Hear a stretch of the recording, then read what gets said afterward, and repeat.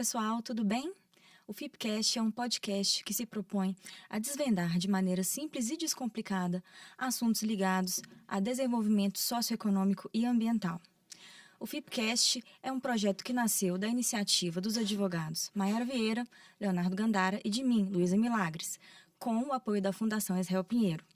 Nosso objetivo é trazer para o debate diversos assuntos que estão em voga na atualidade, levando conteúdo de qualidade para profissionais, empresas, agentes públicos envolvidos com projetos de desenvolvimento urbano, ESG, direito ambiental, social, direitos humanos, enfim, todos esses assuntos que estão ligados a essas pautas.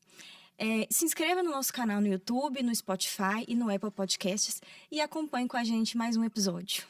A Fundação Israel Pinheiro, conhecida como FIP, é uma instituição sem fins lucrativos que está no mercado há 27 anos, desenvolvendo e implementando projetos sempre em busca da melhoria da qualidade de vida da população brasileira. Já são mais de 100 projetos executados em todo o território nacional e o nosso papel é trazer melhorias no Centro de Desenvolvimento Urbano, Educação Ambiental, Socioambiental. Conheça a Fundação Israel Pinheiro no nosso site, nas nossas redes sociais, conheça o nosso acervo e participe das nossas iniciativas. O nosso programa de hoje tem um tema muito interessante, a importância dos tributos no desenvolvimento das cidades. E para nos acompanhar, nós temos um entrevistado bem legal, é o Dr. Bruno. O Dr. Bruno é geógrafo e advogado, mestre em Direito Público pela PUC Minas, professor e pesquisador nas relações entre setor público e setor privado, na promoção de políticas públicas em áreas urbanas. Dr. Bruno também é doutorando em Planejamento Urbano na UFMG, sócio do escritório Fernandes e Tolentino Advocacia, atuando como consultor em projetos de desenvolvimento territorial, ambiental e urbano. Dr. Bruno Fernandes. Bom, Dr. Bruno, muito obrigada pela disponibilidade. Vamos passar aqui já para a nossa primeira pergunta, para que seja o nosso debate um debate legal para enriquecer para os nossos ouvintes. Para a gente começar, dentro desse tema, vamos falar um pouquinho sobre a função social dos tributos no nosso ordenamento jurídico. Bom dia, boa tarde ou boa noite, né?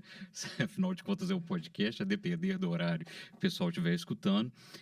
Bom, primeiro eu queria agradecer, né, a oportunidade de estar conversando com vocês aqui hoje, né? E já começando nesse tema, num tema que é muito bom, que tem tudo a ver com as coisas com as quais eu trabalho, né? E é uma pergunta interessante, né? Assim, a gente começar a pensar sobre a função social dos tributos, né? Função social é sempre um termo meio, né, principalmente nos momentos que a gente tem passado, né, é uma combinação de palavras que levam a uma série de ideias, né, mas que no direito a gente precisa precisar elas um pouco mais. Para a gente, quando nós estamos pensando, né, em função social, né, dentro do jogo de linguagem do direito, nós estamos pensando na finalidade dessa função social, né? Então, no caso, a função social dos tributos, a gente pensa, né, eu gosto sempre de propor, né, que a gente pense a função social a partir da finalidade do tributo. Afinal de contas, para que esses tributos servem, né? E aí a gente está sempre fazendo a dobradinha entre o direito tributário e o direito financeiro, né? Eu acho que não faz mais muito sentido, ou talvez não faça algum sentido, a gente falar de direito tributário desprendido do direito financeiro. Inclusive, isso é uma tendência cada vez maior. E por quê? Porque não faz sentido a gente falar do tributo, né, dessa arrecadação que vem, sem falar como que o resultado do arrecadado vai ser gasto, né? Então, quando a gente está pensando em função social, nós estamos pensando nessas finalidades, né? Quais são as finalidades? E aí a gente tem né, no nosso caso, sendo bem dentro do juridiquês, a gente tira isso do próprio texto constitucional, né? Mas é claro que não é só dele, né? São processos políticos, jurídicos que nos fazem compreender, né, quais são as funções sociais desses tributos, né? Ou para que serve, né, a tributação nesse sentido da finalidade. E aí, claro, a gente tem tanto o âmbito fiscal quanto o extrafiscal, né? Na perspectiva do Estado arrecadar algo para proporcionar determinadas políticas que preencham, que consigam dar alguma efetividade para direitos sociais, direitos humanos, né? Nesse sentido. É um pouco um pouco aberto, né? Mas eu acho que a gente pode, de certa forma, ir fechando ao longo da nossa conversa. Bom, doutor Bruno, o desenvolvimento urbano, né, a questão das cidades, ela tem entrado cada vez mais em pauta aí, né, nas discussões. Fala-se muito de cidades inteligentes, né, smart cities. E o direito urbanístico é uma área que às vezes é desconhecida até dos próprios advogados, né? Não é uma disciplina comum, não se tem, né, na graduação normalmente. Então, a gente gostaria que você falasse um pouco para a gente da questão do direito urbanístico, dessa área específica do direito, o que ela abrange, enfim, sobre essa questão. Claro. Bom, direito urbanístico é essencialmente interdisciplinar, né? Na verdade, de certa forma, tudo, se não deveria ser, ou deveria ser pensado numa perspectiva interdisciplinar. Mas o direito urbanístico é essencialmente interdisciplinar porque ele combina uma série de disciplinas do próprio direito e de fora do direito, né? E por quê? Porque o direito urbanístico ele tem como objeto essencial, né, a ocupação do solo urbano, né? Como se dá a ocupação do solo urbano, como que esse solo urbano vai ser utilizado. Ele é um direito que tem como objeto o território, né? Então, ele abrange uma série de conflitos, né? Sejam eles políticos, sejam eles jurídicos, e aí eles misturam um monte de coisa, né? Então, quando a gente fala de direito urbanístico, nós estamos falando, né, de como que as edificações podem acontecer nos espaços urbanos, né? Nós estamos falando de direito civil, porque nós precisamos saber, né, das relações que envolvem as propriedades, aqueles imóveis, né, que vão ser objeto de determinado empreendimento ou, claro, né, de questões mais básicas como o próprio morar, né? Nós estamos falando também de direito administrativo, quando a gente está falando de intervenção do Estado na propriedade, e a gente mistura com outras áreas, né? Pensando, eu mesmo que sou um geógrafo, né, também advogado, fazendo doutorado do planejamento urbano na Escola de Arquitetura, né? A gente tem uma série de correlações, né, que estão justamente focadas, né, em compreender como que o direito funciona na cidade, né? Qual que é a relação do direito com a cidade, né? E como que essas relações que são essencialmente urbanas, espaciais, elas demandam o direito, né, do ponto de vista jurídico, quais são soluções jurídicas para pensar, né, tendo em vista que a gente é uma sociedade essencialmente jurídica, né, litigiosa, né, quais são as respostas que o direito pode entregar para isso, né? Então, quando a gente fala de direito urbanístico, nós estamos falando de um campo do direito, né, que pensa essencialmente, né, que pensa o espaço urbano e procura soluções, né, para realizar as demandas que vêm, né, desse espaço urbano. Hoje, o direito urbanístico está cada vez mais em evidência, né, porque a gente tem um rol ou novos significados de direitos, né, que passam pelo espaço. Um deles é o direito à cidade, né, que vem na Carta de Quito de 2016, né, do ponto de vista institucional, mas é uma construção, né, teórica, política, né, muito anterior, né, se a gente pensar desde lá da década de 60, quando o próprio Henri Lefebvre, né, o filósofo francês, propôs o direito à cidade. Né? Daí a gente tem uma série de construções pensando esse direito à cidade, afinal de contas, o que vem a ser, né? Então, na hora que, até puxando um pouco da primeira conversa, né, da função social dos tributos, né, misturando isso um pouco com o direito à cidade, o que nós estamos falando? Né? Como que a gente vai ter um espaço no qual a gente tem uma justiça socioambiental, uma justiça socioterritorial, né? Uma justa distribuição dos ônus e bônus da urbanização, né? O direito urbanístico hoje, né, contemporâneo, claro, ele está inserido, né, ele tá inserido no campo jurídico como um todo, ele se relaciona com o direito administrativo, dentro das próprias tendências do direito administrativo, né, mas ele também tem o seu campo de autonomia, né, tem seu movimento de autonomia para pensar a partir dessa perspectiva do direito à cidade. E então, hoje, o direito urbanístico, né, ele tem como um elemento fundamental o direito à cidade e ele pensa soluções jurídicas, né, a partir e para esse direito à cidade, né? Bom, e a partir, né, de toda essa explanação que você trouxe aqui para a gente, quais os pontos em que se entrelaçam o direito urbanístico e o direito tributário, os tributos envolvidos aí, né? No uso da cidade, na ocupação do solo. Bom, uma primeira relação a gente pode tirar do próprio Estatuto da Cidade, né? A legislação de 2001, no artigo 2º, que do ponto de vista institucional é onde a gente reconhece o nosso direito à cidade, né? Nesse artigo 2º, o direito à cidade é pensado em 3 pilares, né? O da sustentabilidade como um todo, né? Essa sustentabilidade territorial, o planejamento democrático e a sustentabilidade financeira, né? O direito tributário e o direito urbanístico têm como principal relação, ou elo de relação, justamente essa sustentabilidade financeira, né? Em que sentido? O próprio Estatuto da Cidade traz instrumentos de políticas urbanas que deem autonomia para os municípios conseguirem ter recursos financeiros para realizarem políticas urbanas, né? E um deles é a própria tributação, né? O uso de alguns tributos que têm um elemento territorial muito imediato. Um deles é o IPTU, né? O principal deles, talvez, seja o IPTU, né? Inclusive, dá um conteúdo extrafiscal ao IPTU, porque dá uma condição, dá uma característica, né, de parte de uma política urbana, né?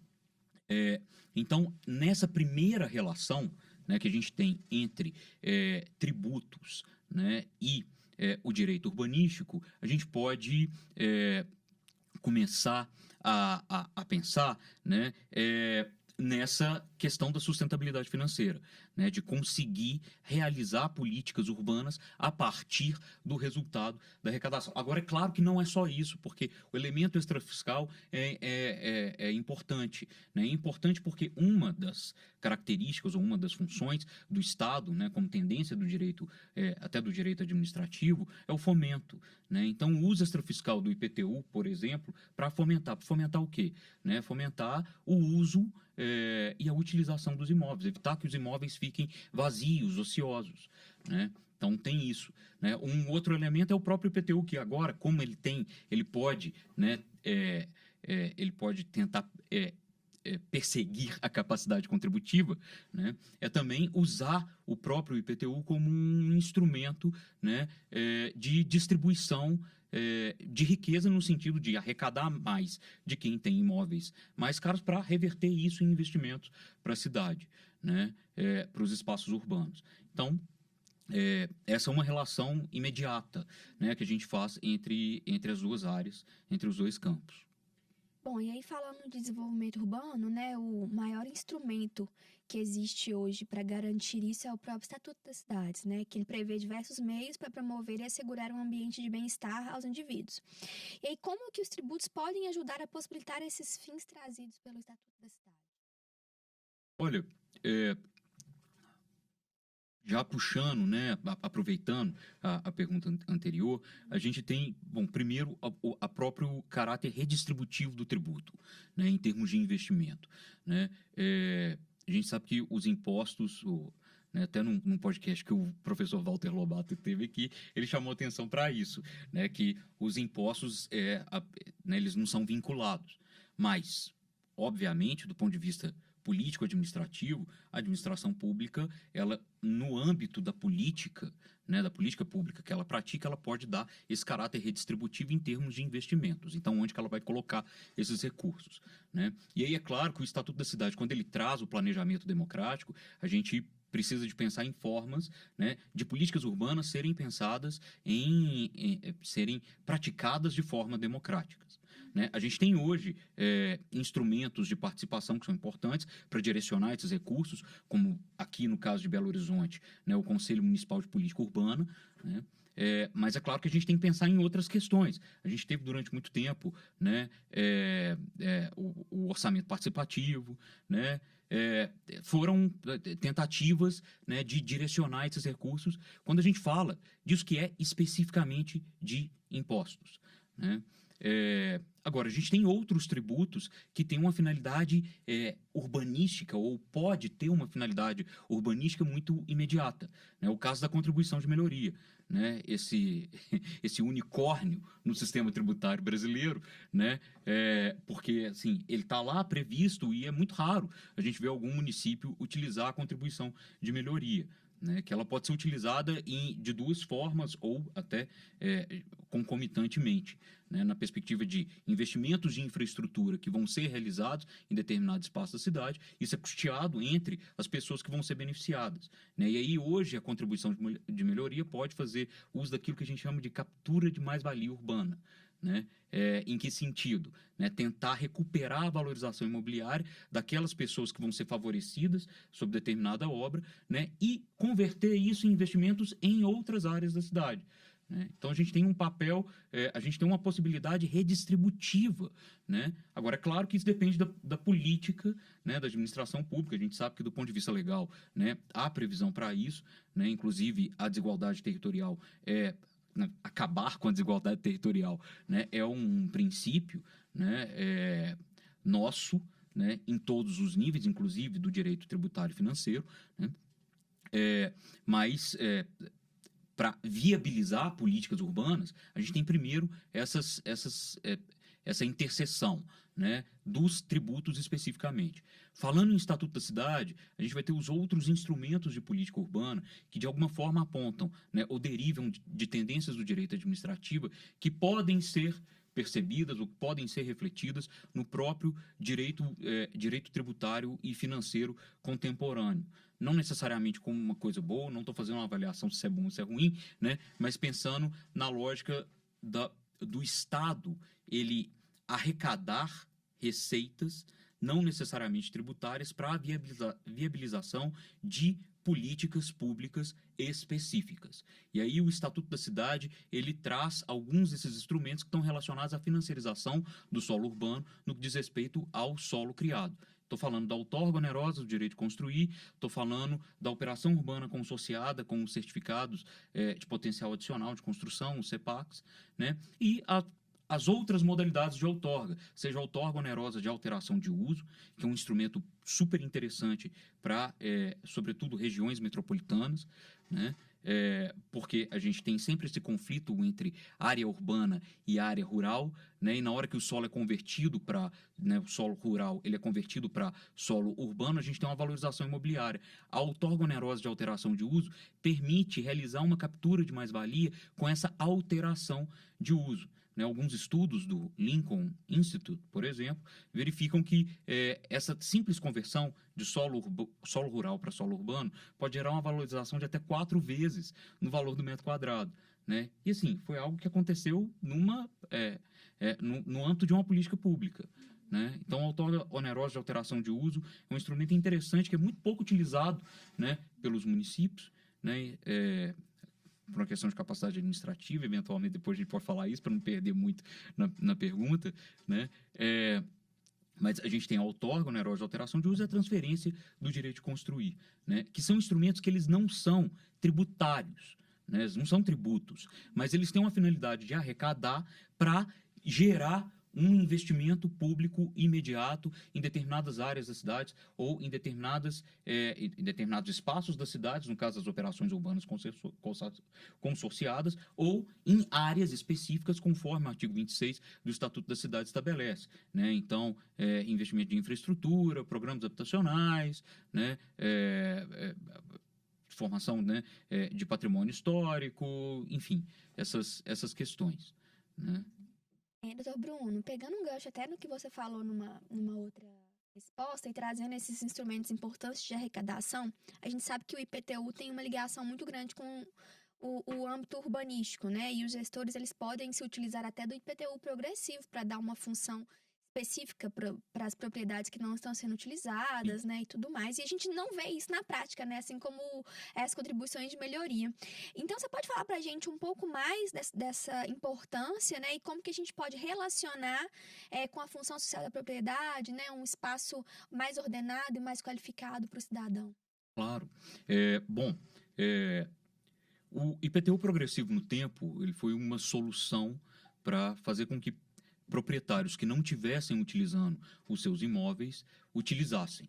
Por meio de quê? Por meio da majoração da alíquota, né, do IPTU, né, conforme o quanto tivesse subutilizado daquele imóvel. O IPTU progressivo no tempo ele só é utilizado, né, ou ele é regulamentado a partir de um outro instrumento de política urbana, que é o parcelamento, edificação e utilização compulsórios, tal da PEUC, né, que está lá previsto no artigo 5º e 6º do Estatuto da Cidade, né. Um dos principais problemas para o funcionamento do IPTU progressivo no tempo é a forma de notificação. Uma vez eu estava conversando com um pessoal de São Paulo que eles conseguiram finalmente em 2014 notificar, né, grande parte dos proprietários que estavam com imóveis subutilizados ou não utilizados, né, e tinha muito problema nesse marco temporal, conseguir fazer uma notificação que desse o marco temporal dos 5 anos, né, que os 5 anos é o limite máximo, né, até onde você pode ir aumentando a alíquota. A majoração da alíquota é até 15%, né, a alíquota do IPTU. Né. O IPTU progressivo no tempo é um elemento, é um uso extrafiscal do IPTU. Muito interessante, porque você faz a majoração da alíquota, ou seja, você está cobrando o tributo, né, você está aumentando a carga tributária sobre o proprietário, que não dá uma destinação para o imóvel. Está totalmente relacionado à função social da propriedade. Né? Por quê? Porque a propriedade, né, ela só cumpre função social se ela está sendo utilizada. Claro que ela não pode ser utilizada de qualquer forma, e daí a ideia de função social da propriedade. Né? E a função social da propriedade ela é um significado que tem 5 dimensões. Ela tem a dimensão social dela, ela tem a dimensão econômica, a ambiental, a territorial e a cultural. A gente percebe isso porque a gente tira isso do texto constitucional e porque a gente vê isso também nos ordenamentos municipais, nos planos diretores, que é um instrumento político-jurídico para a definição da função social da propriedade no município. Né? Então, o IPTU, né, em aspecto extrafiscal, é fundamental para a realização, ou deveria ser, ou poderia ser, fundamental para o cumprimento da função social da propriedade nas áreas urbanas. Né? Porque não faz sentido uma propriedade ficar sem uso. Né? O IPTU progressivo no tempo, ele faz o quê? Ele tenta forçar o proprietário a dar uma destinação para esse imóvel. Né? E destinação pode ser qualquer uma.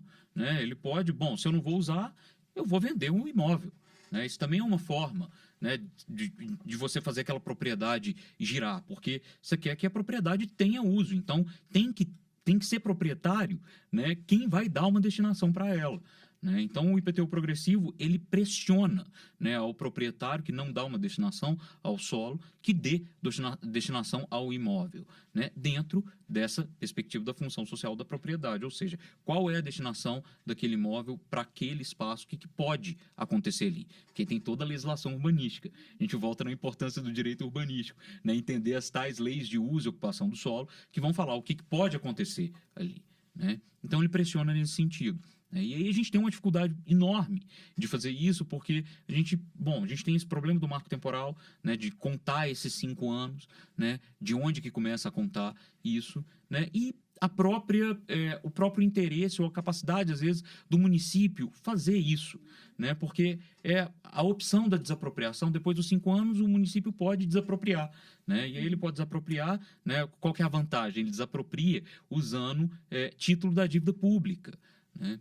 E, assim, esse é um instrumento financeiro muito complexo, né?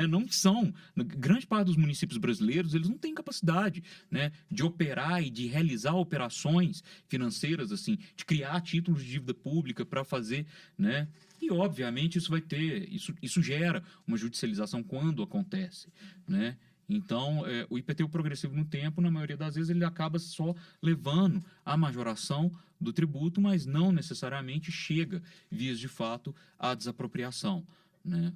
Mas, de novo, é um instrumento tributário que está conectado a um instrumento de política urbana. E aí a gente tem a combinação entre as áreas. Né? Fazendo uma repescagem, as perguntas anteriores, a gente tem mais uma relação entre as áreas, né? Que é um tributo que não é só um tributo, ele também é um instrumento de política urbana. O que eu acho que é interessante a gente pensar é isso. Quais são, na balancinha, né, do direito, né, nós estamos pensando em tributo só como tributo, ou a gente precisa pensar ele também como instrumento de política urbana. São duas coisas. Né, e para os municípios isso é um desafio enorme. Né? Então, a gente tem, nessa resposta longa que eu estou dando sobre o IPTU, né, a gente tem o IPTU, a gente tem a contribuição de melhoria, que são instrumentos, né, tributários especificamente. Tem um outro imposto que para regiões metropolitanas também poderia ser muito mais utilizado e não é, que é o ITR, né? Parece que é estranho porque a competência é da União, né? Mas o ITR, ele pode, né? O município pode assumir a administração do ITR e ficar com toda a arrecadação do ITR para ele, né? E uma vez eu estava fazendo um trabalho na região metropolitana, eu falei isso com alguns gestores de municípios que têm muita área rural, né? Tem município que faz parte da região metropolitana, tipo Rio Manso, né? Que são 5 mil habitantes, grande parte do município é de área rural, né? E que poderia, para ele, beleza, a arrecadação ali vai ser 100 mil reais, mas 100 mil reais num município desse muda a vida do município, né? Ajuda, sim, a efetivar algumas coisas interessantes, assim, sobretudo porque o imposto não é afetado, né? Não é vinculado, né?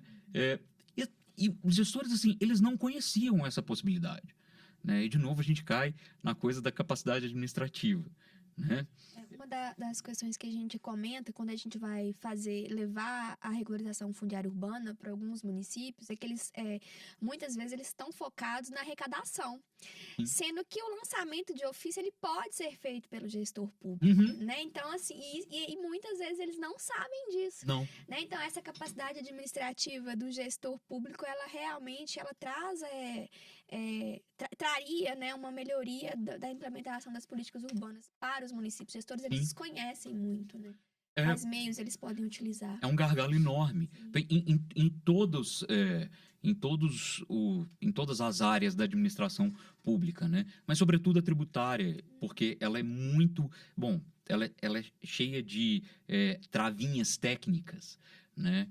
A linguagem é muito inacessível, né? E, claro, um receio enorme de, às vezes, você está fazendo um negócio que você não podia estar fazendo, né?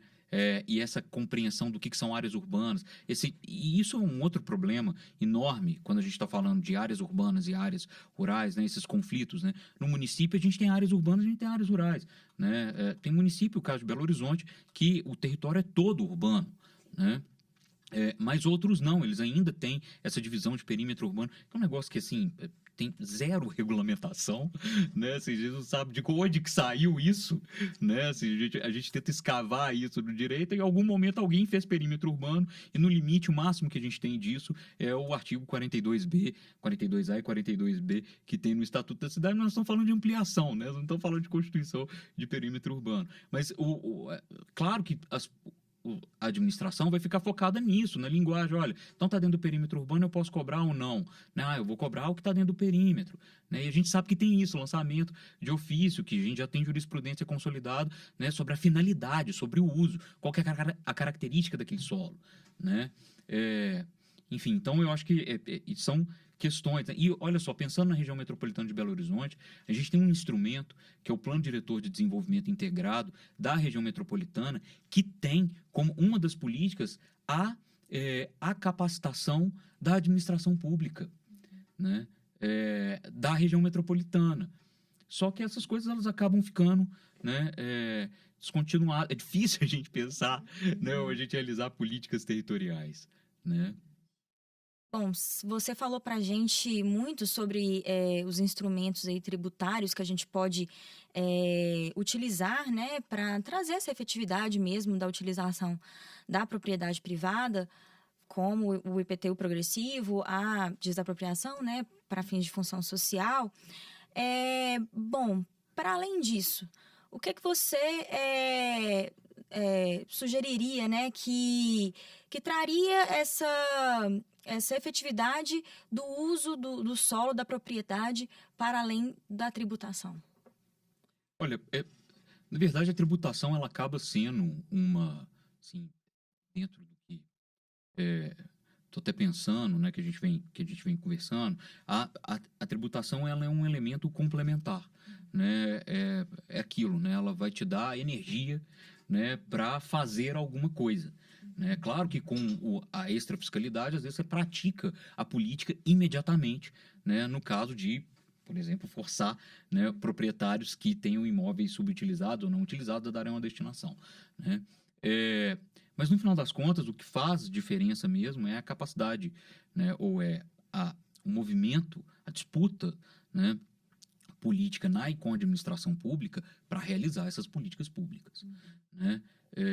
A gente sabe que, bom, a gente percebe isso na prática, né? O direito, ele é né, fazendo assim, de certa forma, ele é um campo de batalha. Ele é uma disputa de significado o tempo inteiro. Quando a gente fala de jogo de linguagem, né, quando eu fico, né, comentando jogo de linguagem, nós estamos falando de disputa sobre significados, afinal de contas, né? O IPTU, ele vai ser só um instrumento de arrecadação ou ele vai ser também um instrumento de política urbana, né? A gente pode explorar isso para outros tributos, né? O ITCD, né? A gente fala pouco do ITCD, né? Mas a gente tem o ITCD que a alíquota, né, é tão pequena, né? Quem tem muita propriedade urbana vai continuar tendo muita propriedade urbana. A gente gera uma concentração fundiária nos centros urbanos, né? E assim, função social da propriedade, ou não é sociedade de mercado, né? Mercadoria tem que circular. Se o imóvel é uma mercadoria, ele tem que circular. Se ele ficar, né, se ele ficar acumulado com poucos proprietários, né, quando no início dos 2010, 2011, 2012, soltaram um dado do IPTU de São Paulo, que foi um negócio chocante, assim, né, que 49% do IPTU era pago por 1% dos contribuintes, ou seja, né, você tem uma concentração fundiária enorme. Isso leva à degeneração, né, nas relações dos preços, porque, bom, você tem um monopólio, você tem um oligopólio, né, das propriedades urbanas, né? Então, a política, no sentido, né, da administração pública, ela tem que, de alguma forma, tentar enfrentar isso na disputa de significado, né? Também, que é o que está relacionado, né, no campo do direito, né? Então, afinal de contas, o solo urbano serve para quê? Né? O que nós vamos produzir? Então, o que a gente também tem produzido em termos, né, de política pública? Porque, em grande parte das vezes, a gente percebe que as políticas urbanas, de alguma forma, elas estão sendo aplicadas de forma legal, corretamente, né? E isso está gerando um resultado contrário, né? E por quê? Talvez a gente tenha uma sobrevalorização no sentido de praticar uma cidade ou de realizar uma cidade que está envolvida só com uma das dimensões da função social da propriedade, né? Já assim, estou misturando tributo com o espaço, porque a conversa é sobre, né, a elaboração de políticas públicas que possam realizar áreas urbanas, né, conforme aquilo que a gente acha que elas deveriam acontecer, que está lá previsto, né, no Estatuto da Cidade e no artigo 182 da Constituição Federal, né? Então, em termos de pensar política pública e pensar efetividade, a gente entra para essa disputa de significado e o que a administração pública vai fazer com base nisso. Eu acho que uma das coisas que a gente vem insistindo muito, né, e até agora, tanto no direito quanto agora, mais especificamente no planejamento urbano, né, é a gente abrir esses processos de significação, né, esses processos de controle, de disputa política sobre como a gente pensa a política pública, né? Então, ir além disso que a gente conhece como participação, né? Porque esse é um modelo esgotado, né? Porque não adianta, a gente sabe, a gente entra numa reunião do Compur, às vezes as pessoas estão lá, elas não estão entendendo nada do que está acontecendo. A participação, né? ela não é efetiva. Ela não é efetiva. Ela não é efetiva porque, no limite, se ela está sendo efetiva, alguém passa a decisão da reunião para 2 horas da manhã, né? Então, o que a gente precisa pensar é abrir, desencriptar esses processos, né, políticos, jurídicos de controle sobre a administração pública e expor isso, né? Porque isso esses processos de controle, de dominação, né, eles fazem parte da gente. Nós temos que quase que pro divã ver, olha, alguma coisa está dando errado. O que está dando errado, né? Várias respostas que o direito apresenta, se forem essas só de procedimentais, mas tudo não vai funcionar, né? A gente tem que começar a trazer mais do político para esse campo de batalha, né? Essas políticas são para quem? As pessoas estão de fato precisando disso, né? Será que dá para a gente investir em programa habitacional que repete erros, que a gente já conhece de 40 anos? Faz sentido, o resultado é esse. O déficit habitacional continua o mesmo. Né? Assim, do ponto de vista relativo, do ponto de vista absoluto, ele está lá, inalterado. Nós vamos continuar fazendo as mesmas coisas. Né? Se a gente mudar o que a gente vai fazer, né, o fundamento continua sendo o mesmo, nós vamos continuar tentando promover, né, um empresariamento para a realização de empreendimentos imobiliários. Né? A gente viu o que aconteceu com Minha Casa Minha Vida e a gente vê né, o que vem a ser esse Casa Verde e Amarela. Estamos falando de espaço urbano.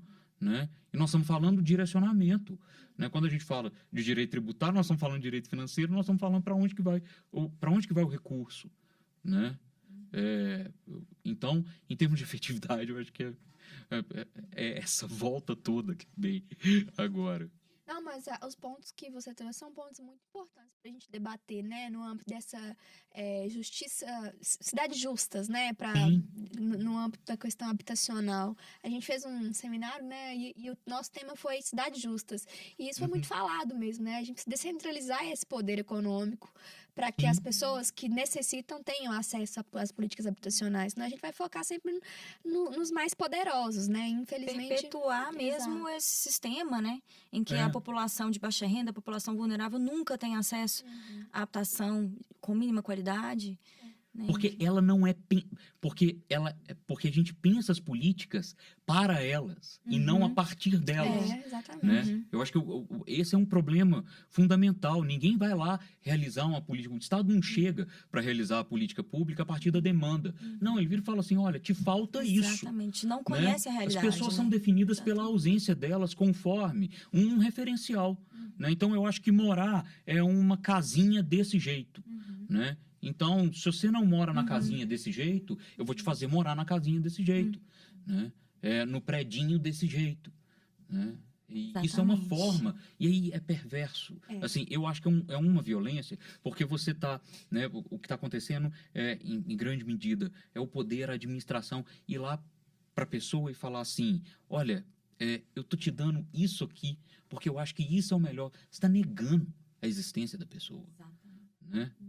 E parecendo que você está fazendo uma coisa boa. Né?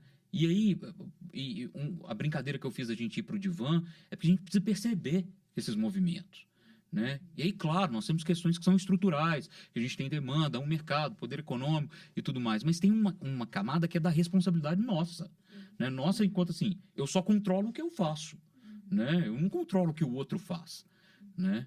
E a gente precisa questionar isso, afinal de contas, essa administração, quando chega, as pessoas que estão chegando lá, qual é a capacidade de ação, o que nós estamos fazendo, né?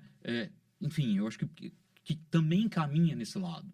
Né? Eu acho que essa é uma forma da gente procurar efetividade, ou pelo menos, né, levantar a poeira, falar, olha, isso que está ficando debaixo do tapete não está tão debaixo assim, porque nós estamos vendo o bolo ali. A gente vê, né? O bolo já está alto. E é uma coisa que a gente sempre fala muito aqui, né? Essa questão, por exemplo, da relação de pertencimento, que ela nunca é levada em conta, né? Então, assim, às vezes existem políticas públicas, a gente já viu vários projetos serem feitos, por exemplo, de reassentamentos urbanos, né? Tirar pessoas de áreas de risco, por exemplo, remoções, que o Estado faz aquelas políticas achando que, nossa, está resolvendo um problema, e aí as pessoas saem dali e vão para outras áreas de risco, às vezes piores, processos de reassentamento, né, que tiram pessoas de área de risco, às vezes fazem conjuntos habitacionais, as pessoas vendem ali, voltam para a área de risco. Então, existe ali uma não leitura, né, da demanda daquelas pessoas, né? Então, acaba se fazendo políticas públicas que, no final das contas, não geram benefício nenhum. A gente vivenciou um reassentamento que hoje os que foram reassentados não moram mais nos conjuntos habitacionais. Eles venderam a posse, né, porque ainda não estavam titularizados, e eles voltaram para a área de risco, onde que para eles era mais, né, sei lá, talvez havia um pertencimento maior perto da família, né? Então, assim, isso é reiterado, né? Assim, a gente fala de processos que a gente participa, mas isso acontece no Brasil inteiro. E olha só, aí a gente vê, porque no final das contas, nessa política pública, né, ela está se valendo de uma série de direitos que seriam efetivados no sentido assim, moradia, não sei o que mais, mas na verdade ela está ocultando algo. Tem algo ali que está ocultado, né? Que é realizar o quê? Realizar um pacote de investimentos que vai atender determinado interesse econômico. Segmento. Não estou falando que aquele interesse econômico está errado, não é necessariamente isso, né? Estou querendo dizer, bom, afinal de contas, né? Nós vamos ficar simulando política pública. O público-alvo né? daquele investimento, ele não é beneficiado, né? A gente fala muito aqui também, né? Os interesses são legítimos, O todos. direito, é claro. Né? Mas, assim, às vezes o público-alvo ali daquela política habitacional, por exemplo, a demanda dele não é suprida, né? Porque os direitos, as subjetividades, elas estão simuladas no jogo, né? Né? Por mais que todo mundo ali esteja com boa vontade, né? Bom, então vamos falar aqui mais um pouquinho sobre... Você já até mencionou isso, doutor Bruno, que é o tributo que é... Gente, me fugiu aqui, ó. Contribuições de melhoria.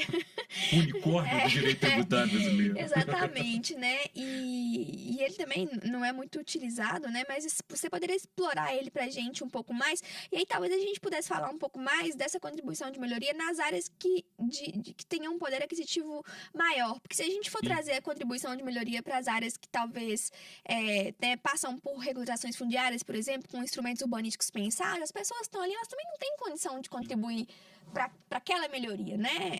Então, você pode falar um pouco para a gente mais? Bom, a contribuição de melhoria, ela claro, ela está prevista na nossa Constituição de 88, mas ela é mais antiga do que isso, né? Ela é regulamentada no Decreto-Lei 195, de 1967, e a ideia básica da contribuição de melhoria, né, explicando um pouquinho, basicamente quando o Estado quando a administração pública vai fazer algum investimento em infraestrutura e isso for beneficiar os proprietários, né, ele pode dividir esses custos com os proprietários. Né? E aí pode ser o custo da obra em si, ou pode ser a própria percepção da valorização imobiliária que esses proprietários vão aproveitar. Né? A contribuição de melhoria bom, primeiro tem um elemento político na contribuição de melhoria, né? Que assim, as pessoas eventualmente já pagam outros tributos. Aí vai falar, você vai me inventar um outro só para fazer isso que você já devia fazer? Né? Então, assim, falando de um jeito bem simples, né? Tem esse entrave e, óbvio, de novo, a gente volta na própria capacidade administrativa, né? Se a gente pensar na captura de mais-valia urbana, não é fácil isso perceber, peraí, quanto que desses imóveis vão valorizar? Né? Então, a contribuição de melhoria, ela poderia ser mais utilizada, né? Ou ela poderia ter sido mais utilizada, né? E ela provavelmente vai continuar não sendo, sobretudo porque o Estatuto da Cidade trouxe outros instrumentos que permitem ou que têm uma função muito parecida, né? E que não são tributos e que são mais específicos, que são que são os dois instrumentos de política urbana, da operação urbana consorciada e da outorga onerosa do direito de construir, que é muito imediato, né? Que é aquilo, se você quer exercer um potencial adicional de construção além daquilo que é te permitido na lei, você compra com o poder público. E aí o poder público vai reverter isso, né, em investimentos. Ele tem lá, né, as áreas no sentido, né, de temas, né, que ele pode direcionar esse recurso. Vai para um fundo, geralmente tem um fundo, né, um fundo para a política urbana, né, e vai direcionar esses recursos. Estou falando isso porque essa é uma diferença entre os instrumentos de política urbana e a contribuição de melhoria, né? E que tem tornado a contribuição de melhoria cada vez mais de certa forma, uma desvantagem comparado com essas outras formas de arrecadação, que não são tributárias e, portanto, são mais flexíveis também.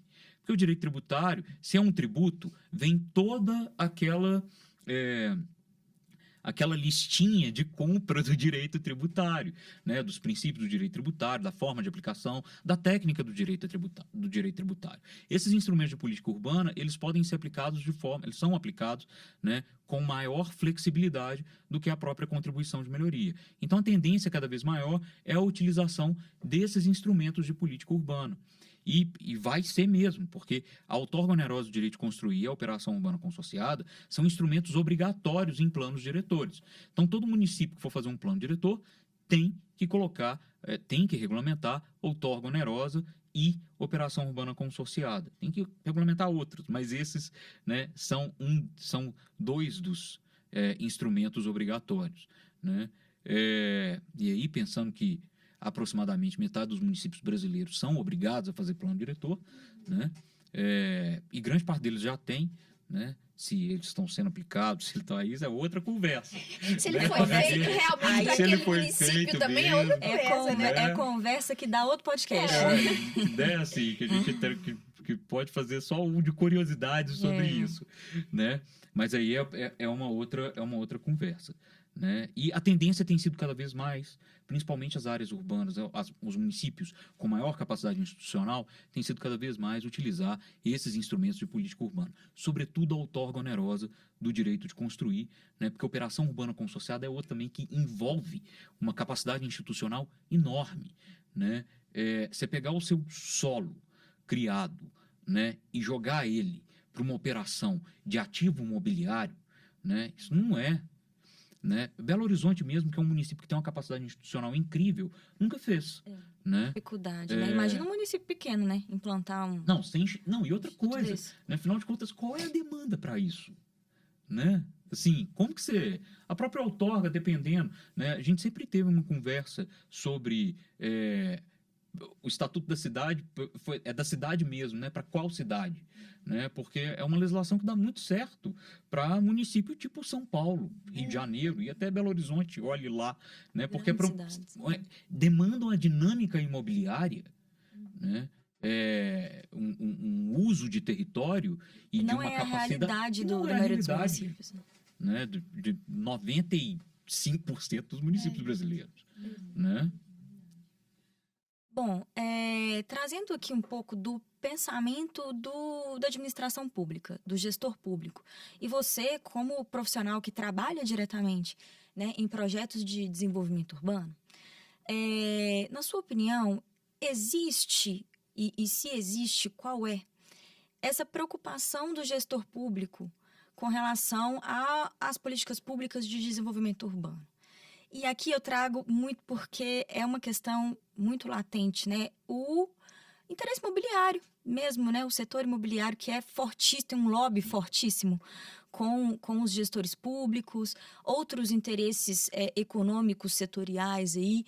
Como que fica, né, o gestor público aí no meio dessa guerra aí de interesses? Olha, eu realmente acho, assim...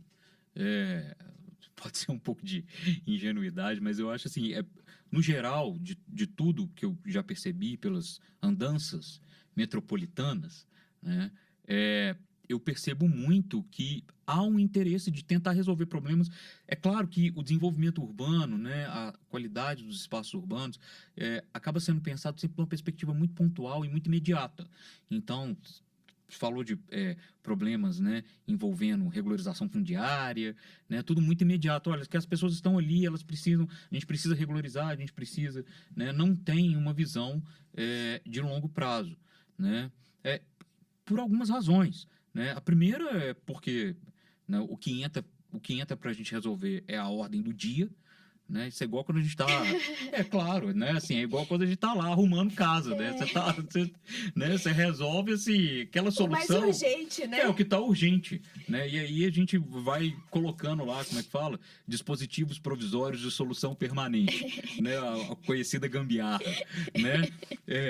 Então tem isso, né? E claro que a gente entra na própria habilidade dessa administração pública em pensar esses instrumentos, de pensar essas soluções e de conseguir realizá-las, né? Então, quando nós estamos falando, né, voltando no assunto, né, nesse assunto interminável de capacidade institucional, né, e das diferenças que a gente tem, nós estamos falando de grandes municípios, né, Belo Horizonte, das capitais, das regiões metropolitanas, né, das capitais de regiões metropolitanas, nós estamos falando de municípios que conseguem pensar a administração, né, conseguem pensar a política urbana de forma mais em curto, médio e longo prazo, né?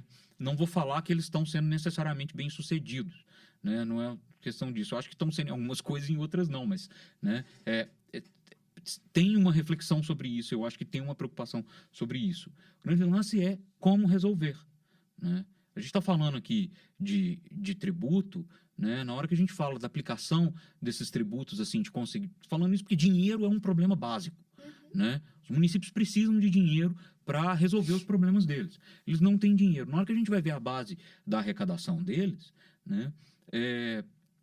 O tributo que é de competência deles, né, ocupa um espaço muito pequeno, né? A gente tem lá na região metropolitana, né, de receita de impostos de competência dos municípios, o IPTU, por exemplo, ocupa, na média, 42%. Mas isso é de receita de impostos. Na hora que a gente vai ver as receitas totais dos municípios, o IPTU, na média da região metropolitana de Belo Horizonte, é na base dos 10%. Ou seja, né, está cobrando mal esse imposto, porque é um imposto de uma capacidade, né, de arrecadação alta. Não estou nem falando que tem que cobrar muito, não sei o que mais. Mas fiscalização, né? Fiscalização e os problemas que os municípios têm para fazer uma planta genérica de valores. Né, gente, não é fácil. Quem acompanha essa discussão em Belo Horizonte, né, todo ano o município de Belo Horizonte está fazendo seminário para ver como que eles vão conseguir perceber os valores dos imóveis, né? Como que eles vão conseguir acompanhar o valor de mercado e como que esses aumentos, porque sempre tem aumento, como que esses aumentos eles não vão gerar um descompasso a ponto de ser caracterizado como um aumento abusivo e tudo mais, né? Então, assim, é muito difícil, né, do ponto de vista técnico, e eu acho que os gestores municipais, a administração pública municipal, esbarra nisso, né? Esbarra muito nisso, né? E a falta de articulação entre os entes federativos. Isso, assim, sobretudo Estado e município, para a política urbana, né?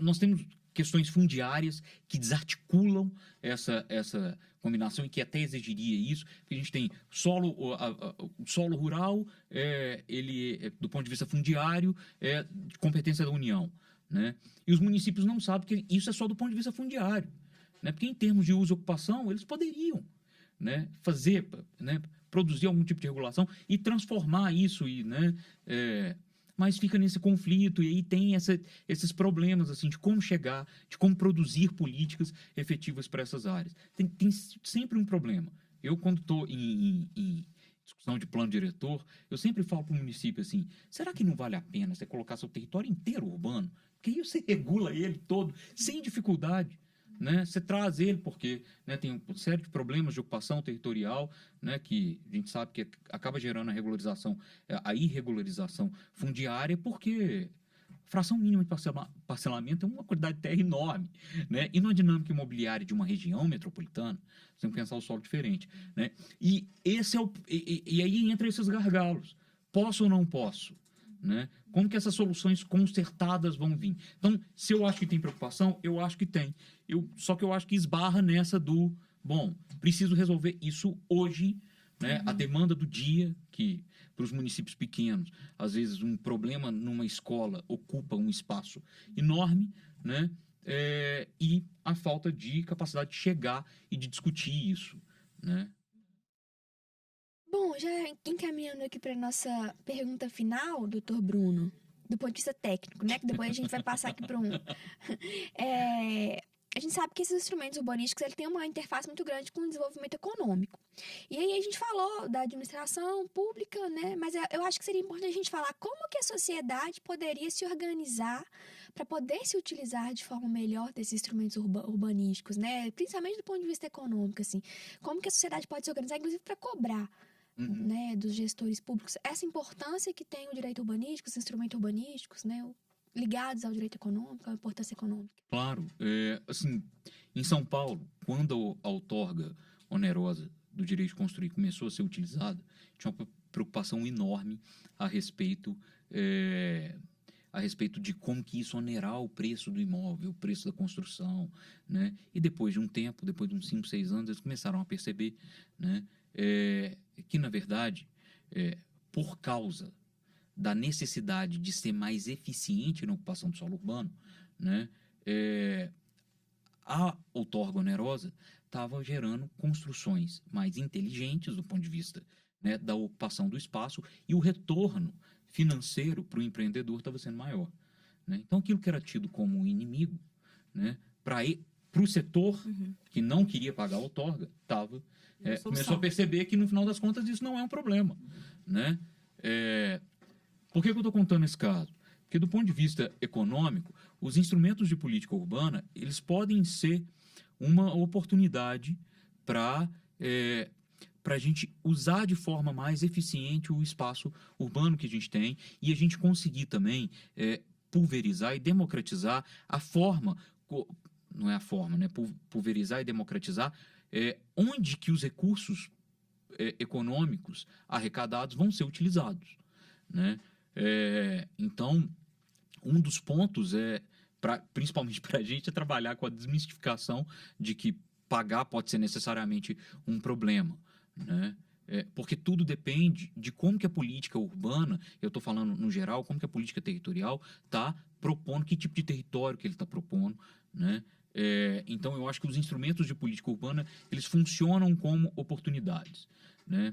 Quando a gente fala de operação urbana consorciada, o CEPAC, e é claro que isso não é uma solução para qualquer município, mas aquele que resolver utilizar e ele puder utilizar, né? O CEPAC ele funciona como um contrato de garantia de preço, né? Então, quem adquire o CEPAC está garantindo um preço que às vezes pode ser muito abaixo da valorização imobiliária que aquele metro quadrado vai ter ali, né? Então, para o empreendedor, isso pode ser uma vantagem, né?